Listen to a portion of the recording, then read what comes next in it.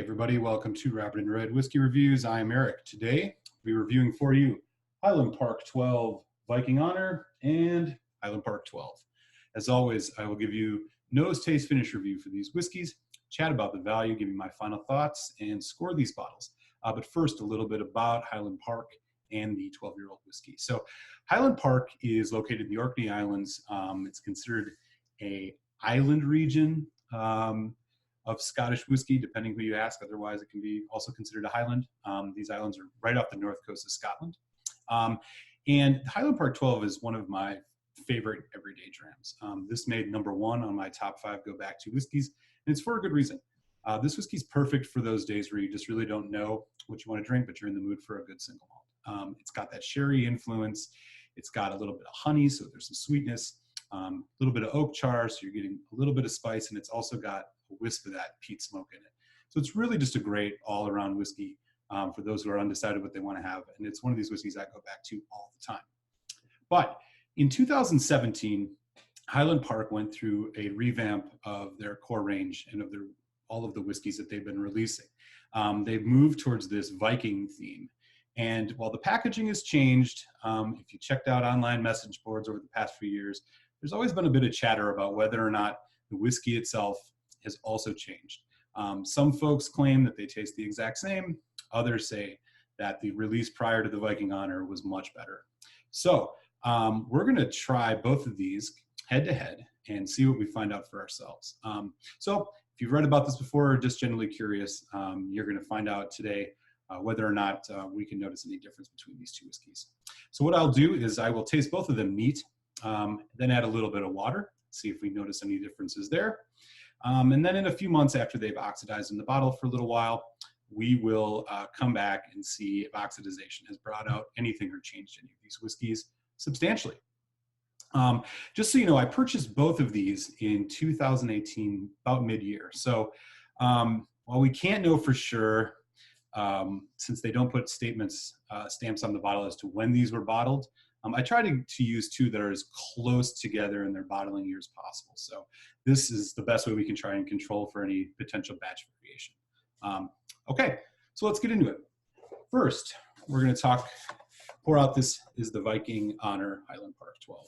As you can see, all sorts of graphics on the box. It does say here a bunch of their tasting notes. This is bottled at 43% ABV here in the United States.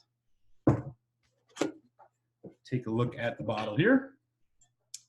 So it does say on here that this is natural color, so we know that they have not added any colorant to this whiskey. Great news. Okay, and here is the Highland Park 12. This is the former packaging that it used to come in up until early 2017. Same kind of words on the back. I'll spare you, just a lot of kind of advertising for the whiskey itself. It does say here on the packaging that it's natural color. So we know that there's been no change in the use of caramel colorant. They're not using colorant in either of these whiskeys. However, it does not say specifically on the bottle that it's natural colors. So it does seem like they added it to the bottle here. Here's what the bottles look like. All right, so let's get these in the glass. First, the Viking Honor.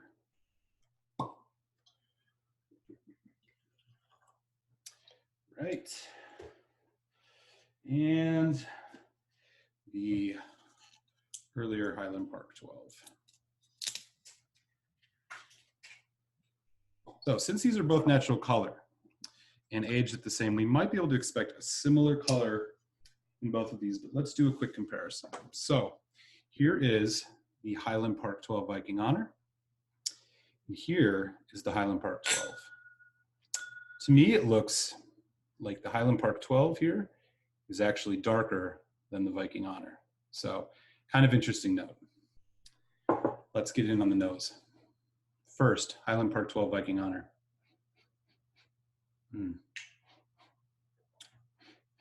Caramel, vanilla, a little bit of oak spice. Yeah, fruity, definitely fruity. You are getting that a little bit of that peat smoke in the background. They use heathered peat, so it's a bit of a sweeter peat. Smells great.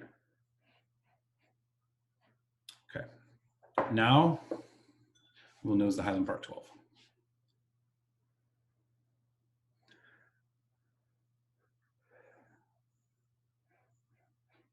So the Highland Park 12, the earlier version, is a bit more muted on the nose. I'm not really noticing much difference between the two.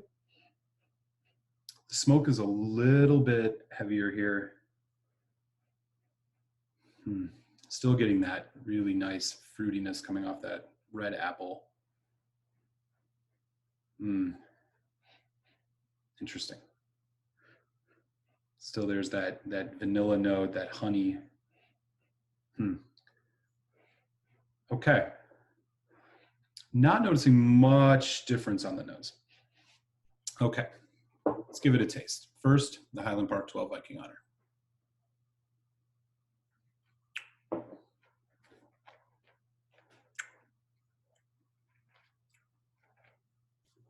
Immediately, you get the sweetness from the fruit, that sherry cask. Then it's like big vanilla notes, a bit of chocolate. Smoke is a little bit in the background. There's some hints of spice, but they're kind of muted. Finish goes into kind of a drying note. You're getting almost like a little bit of like a toffee peanut brittle kind of thing. A little bit tannic, a little oaky.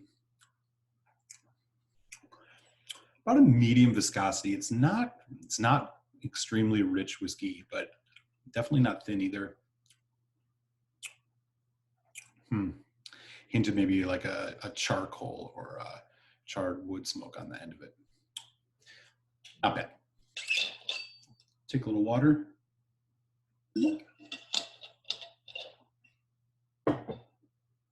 Okay. Let's get into the Highland Park 12.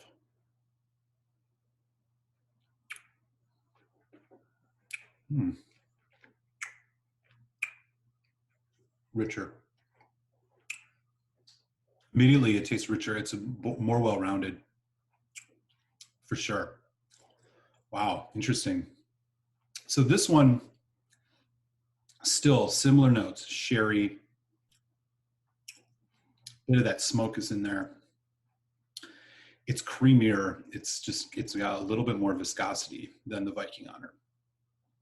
Tasting notes about the same otherwise though. We're getting the sherry, that apple sherry note, the vanilla toffees there. As it developed, it leads into a dark chocolate. It doesn't seem as drying either. Actually, as it's going into the finish, it's a softer finish, not as tannic, not as drying. Chocolate, red apple. A little bit of that smoke in the end, getting that similar kind of sweet smokiness, not as much of that charcoal. So I'm noticing a little bit of difference here. Yeah, the Highland Park 12 seemed a little thinner, or pardon me, the Viking Honor seemed a little thinner, a little bit spicier almost.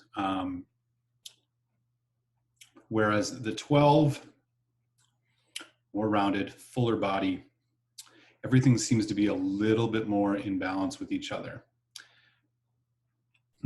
Interesting. Okay, let's put a little bit of water on these, see what happens. First, I'm just gonna, these are both at 43%, so just a little bit I'm gonna put in each of these. I don't wanna drown it, it's about a teaspoon in each. All right. First the Viking Honor now with water. Wow, fresh, really fresh. Apple, pear, that vanilla is still there. Caramel, it really jumps out of the glass. I mean, the notes are very stark. Smoke is there, but it's muted more now with the addition of water, which kind of makes sense. This is only at 43%. Getting a citrus note too, almost lemon. Yeah, for sure. Okay.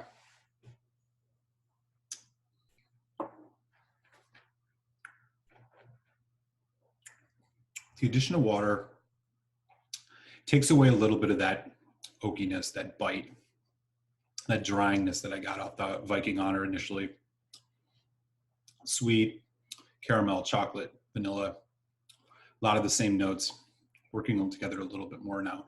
Heat smoke is still there, but it's subdued a bit. It's definitely lost that kind of peppery, tannic wood spice that it had going on it before. So the water, I think, has tamed this down a bit and it made it a little bit less interesting. Here we go with the Highland Park 12. First, we'll show. Okay.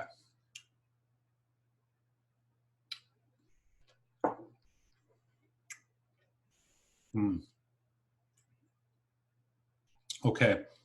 So with the addition of water on this, I feel like it's holding its viscosity more. It just tastes, it tastes like it's older for some reason.